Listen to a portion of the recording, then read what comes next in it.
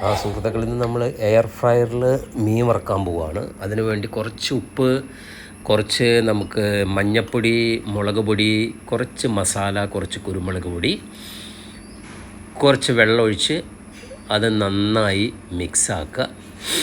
അത് നന്നായി മിക്സാക്കിയതിന് ശേഷം നമ്മൾ മീനിൽ അത് നന്നായി പുരട്ടി കൊടുക്കുക. രണ്ട് സൈഡിലും പുരട്ടി കൊടുക്കുക.